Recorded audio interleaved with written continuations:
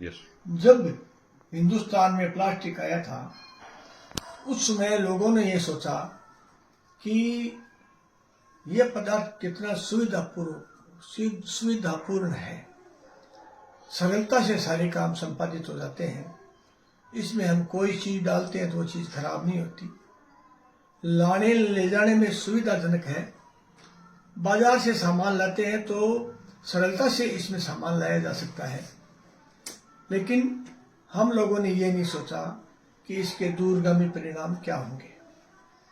अब हालात ये हैं कि हम बाजार जाते हैं तो प्रत्येक चीज प्लास्टिक की थैली में लाते हैं, हम लाकर इसको घर में फ्रिज में रखते हैं और वो बीमारी फैलाता है। फिर कटी हुई सब्जी, उसके छिलके हम थैली में डालकर गली में फेंक देते हैं। गली में आवारा पशु आते हैं और आजकल आवारा पशु में गाय और सांड ही बचे हैं।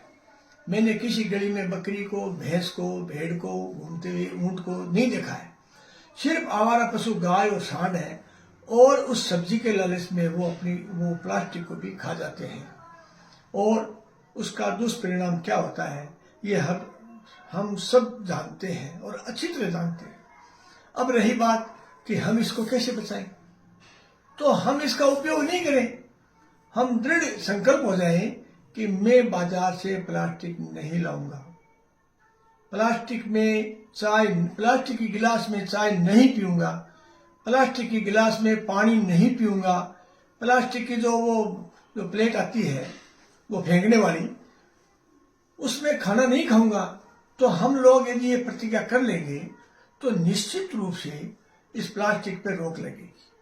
अब मैंने सुना है, मैंने देखा है कि इन गायों के जब ऑपरेशन होते हैं तो 50-50, 60-60 किलो इनके पेट से ये चाइनीज मांझा और ये प्लास्टिक निकलता है। वो पशु अपने आप को तंदुरुस्त महसूस करता है। अब इन पशुओं की ये प्लास्टिक खाने की आदत बन गई है। ये पशु भूख के कारण प्लास्टिक खाते हैं, उसमें जो पदार्थ लगा हुआ है उसके स्वाद के कारण खाते हैं। अब इनकी ये आदत बन गई है। ये यदि हम इनको खेतों में ले जाएं, बीड़ में ले जाएं तो ये वहां नहीं ठहरेंगे, आ जाएंगे, क्योंकि इनको कुंडियां चाटने की आदत हो गई है और कुंडियों में प्लास्टिक से सना हुआ पदार्थ इनको खाने को मिलता है, जिससे ये बीमार होते जा रहे हैं। यदि इस पशुधन को, गोवंश को हमें बचाना है तो हमें ये प्रतिज्ञा लेनी होगी कि हम प्लास्टिक का उपयोग यथासंभव नहीं करेंगे। कहीं मजबूरी हो तो करना पड़ सकता है। अब रही बात, मैं जैसे एक प्लास्टिक की गिलास में चाय पीता हूँ, वो गिलास न तो गर्म होता है न उसमें चाय ठंडी होती है, और यदि उसमें कोई रासायनिक पदार्थ नहीं लगा हुआ है तो वो चाय ठंडी क्यों नहीं होती? वो गिलास गलता क्यों नहीं, सड़ता क्यों नहीं? उसमें कोई न कोई रासायनिक पदार्थ लगा हुआ है और हम चुस्कियां लेकर उस चाय को बड़े आराम से पीते हैं कि साहब प्लास्टिक के गिलास में हम चाय पीते हैं। विवाह शादियों में हम प्लास्टिक का आइटम लाते हैं। मैंने मेरे परिवार में देखा है 40-40 हजार की ये आइटम, गिलास, कटोरी, थाली, ये प्लास्टिक का आइटम 40-40 हजार के मेरे परिवार की शादियों में आ गए।